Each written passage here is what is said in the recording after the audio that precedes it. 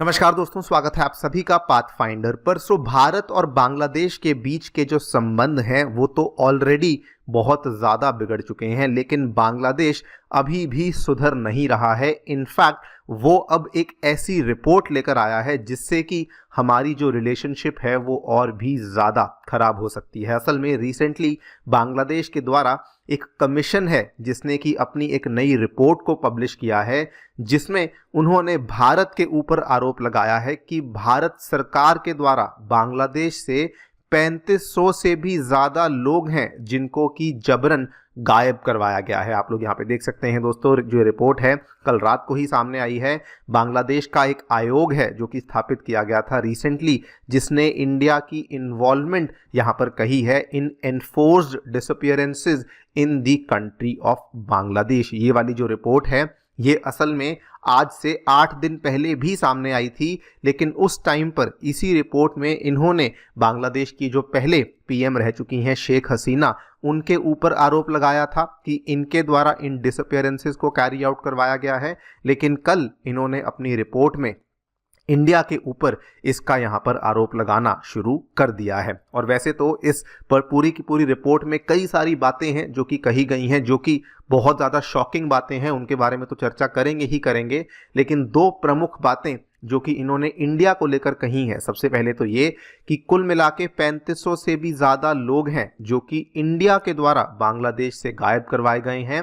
And दूसरा, इन्होंने कहा कि ढाका और उसकी आउटस्कर्ट्स में इंडिया के द्वारा सीक्रेट डिटेंशन सेंटर्स हैं जो कि बांग्लादेश के अंदर चलाए जा रहे हैं, जहां पर इंडिया अपनी जुरिस्डिक्शन को क्रॉस कर रहा है और बांग्लादेश में आकर के ये वाली हरकतें कैरी आउट कर रहा है। बात करेंगे दोस्तों इस पूरी रिपोर्ट के बारे में, क्या यहाँ पर इस रिपोर्ट के द्वारा चीज़ें कही गई हैं, एंड ऑल्सो क्यों ये रिपोर्ट बहुत ज़्यादा खराब है हम दोनों देशों के रिलेशनशिप के लिए, एंड ऑल्सो इस रिपोर्ट के क्या मायने हैं, बांग्लादेश क्या प्लान कर रहा है, उसके बारे में चर्चा भी करी जाएगी। आइए शुरू करते हैं मेरे साथ। मेरा नाम है अनिरुद्ध। यदि आप लोग हमें फॉलो करना चाहते हैं, हमारे लेक्चर्स के अपडेट्स को प्राप्त करना चाहते हैं, तो यहाँ पर दिए गए टेलीग्राम चैनल्स के माध्यम से ऐसा कर सकते हैं। दोस्तों आगे बढ़ने से पहले बताना चाहूँगा कि अनअकैडमी के जो ऑफलाइन सेंटर्स हैं उन सभी सेंटर्स में जीएस फाउंडेशन बैचेस अवेलेबल करवाए गए हैं at a very low price of 59,999। हमारे जो सेंटर्स हैं वो नई दिल्ली के करोल बाग, नई दिल्ली के मुखर्जी नगर, उत्तर प्रदेश के प्रयागराज एवं बिहार की राजधानी पटना में आ चुके हैं, जहां पर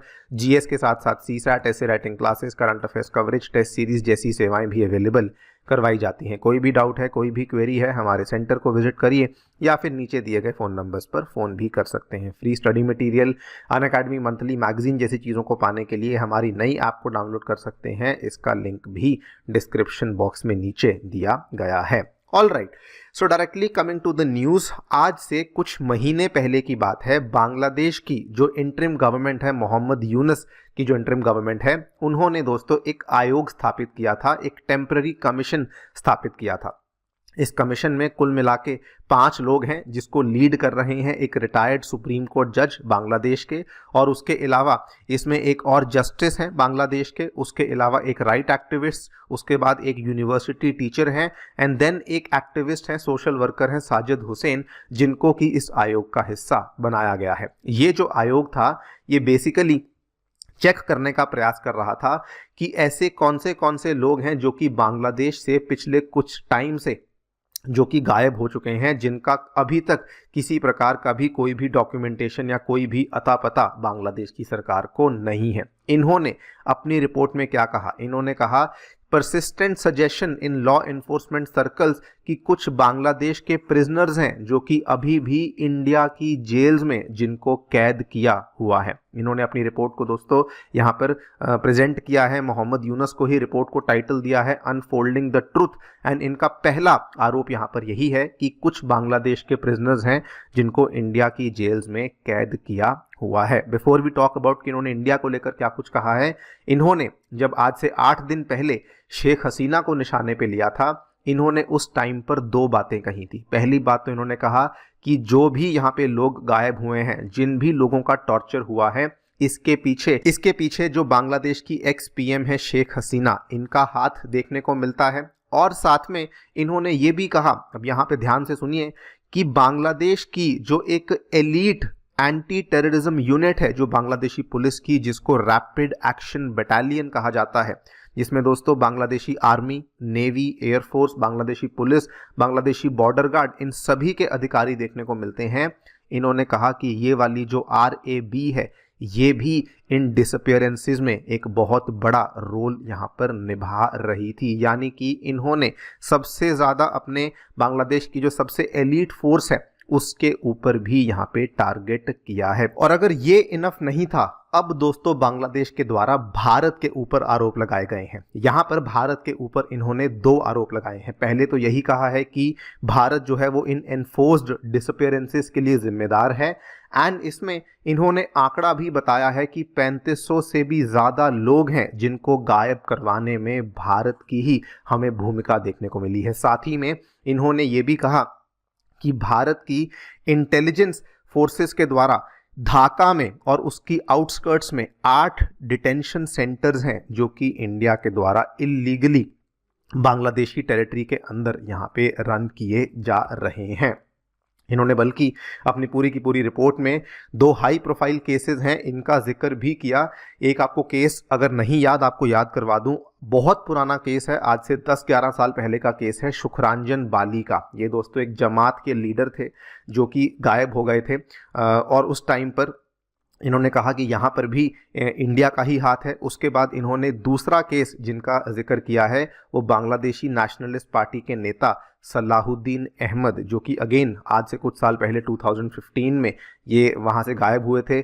उसके बाद ये कुछ ही टाइम के बाद ये भारत के शिलोंग में देखने को मिले थे, लेकिन ये अभी खैर वापस बांग्लादेश में ही पहुंच चुके हैं। लेकिन इन्होंने कहा कि इन सभी केसेस में कहीं ना कहीं भारत का हाथ था। हालांकि ये चीज़ें कभी प्रूव नहीं हुई, हालांकि इन चीज़ों को लेकर कभी भी कोई हमें जो प्रॉपर एविडेंस है वो देखने को नहीं मिला, लेकिन इन्होंने जैसे तैसे करके ये भारत के ऊपर पूरा का पूरा अपना जो केस है इसको यहाँ पर बना दिया है। और अभी तो जो सबसे ज़्यादा शॉकिंग चीज़ इस कमीशन के द्वारा कही गई है, इन्होंने दोस्तों 2 रिकमेंडेशंस को पेश किया है। पहले तो इन्होंने कहा है जो RAB है जिसका जिक्र मैंने अभी आपके साथ किया, इन्होंने कहा कि इसको अबॉलिश कर देना चाहिए।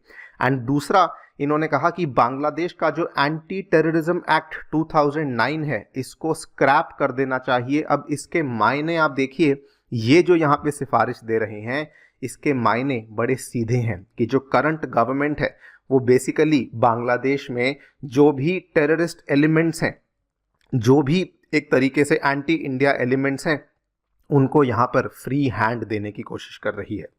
अगर आप देखें, जब से यूनस सरकार हमें सत्ता में देखने को मिली है तब से इस तरह के एलिमेंट्स को यूनस गवर्नमेंट के द्वारा जेल से रिहा कर दिया गया है। इनको बड़ी मुश्किल से पिछली गवर्नमेंट ने पकड़ा था, और ये वाला आप देखिए, ये टेररिस्ट जैसे ही जेल से बाहर आया इन्होंने क्या स्टेटमेंट दिया कि हम इंडिया के चिकन नेक को कट कर देंगे, हम जो है बंगाल को इंडिपेंडेंट करवा देंगे भारत से, वगैरह वगैरह। उसके बाद इस तरह के स्टेटमेंट्स बाहर आए जब बांग्लादेश की आर्मी के लोगों ने कहा कि हम लोग वेस्ट बंगाल को, आसाम को 4 दिन के अंदर कैप्चर कर लेंगे। ये जो एंटी टेररिज्म एक्ट को हटाने की कोशिश कर रहे हैं, वो कोशिश ये है कि इन तरह के लोगों को, इस तरह के एलिमेंट्स को एक फ्री हैंड मिल सके।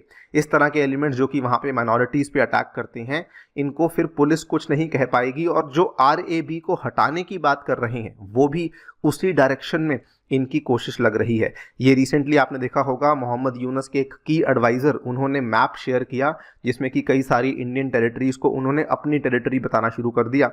एंड उस चीज़ को लेकर भी अब देखिए ये जो प्लानिंग कर रहे हैं कि इस तरह के एलिमेंट्स को, इस तरह के नोटोरियस एलिमेंट्स को हम लोग बांग्लादेश में आसानी से फंक्शन करने देंगे। एक तरीके से अगर आप देखें तो बेसिकली सिचुएशन बिल्कुल पाकिस्तान जैसी बनती जा रही है, बिकॉज पाकिस्तान में भी तो ऑलमोस्ट सेम होता है। पाकिस्तान में कैसा होता है, जो भी टेररिस्ट होते हैं, जो भी इस तरह के एलिमेंट्स होते हैं, उनको लेकर पाकिस्तानी गवर्नमेंट कोई स्टेप नहीं लेती, लेना चाहे भी तब भी नहीं ले पाती। Thanks to the Pakistani army वो लोग यहाँ पर, उनको पनाह मिलती है, वो लोग यहाँ पर बढ़ते रहते हैं। एंड सिमिलर सिचुएशन अब हमें बांग्लादेश में दोस्तों देखने को मिल रही है। जिस तरीके से ये जो आयोग है ये बेवजह पहले भारत पे आरोप लगाता है, एंड अब इस तरह की सिफारिशें भी इनके द्वारा कही गई हैं। इन्होंने बल्कि अपने रिकमेंडेशन में ये भी कहा कि we recommend the ministry of foreign affairs and ministry of home affairs कि वो इंडिया से बातचीत करें एंड कोशिश करें उन बांग्लादेशी सिटीजन्स को वापस बांग्लादेश में लाने की जो कि अभी भी इंडिया के अंदर फंसे हुए हैं। आगे क्या होगा देखिए। अभी तो हम लोग एक्सपेक्ट यही करते हैं कि इंडिया इस चीज़ को लेके जवाब दे, बिकॉज इशू को डायरेक्टली बांग्लादेशी गवर्नमेंट ने रेज किया है। तो वी ऑल्सो एक्सपेक्ट कि इंडियन गवर्नमेंट भी इस चीज़ को लेकर कोई टिप्पणी बेसिकली कर सके। देखते हैं क्या होता है। आप लोग की क्या राय है हमें डेफिनेटली बताएं कमेंट सेक्शन में। Thank you so much for listening, stay tuned.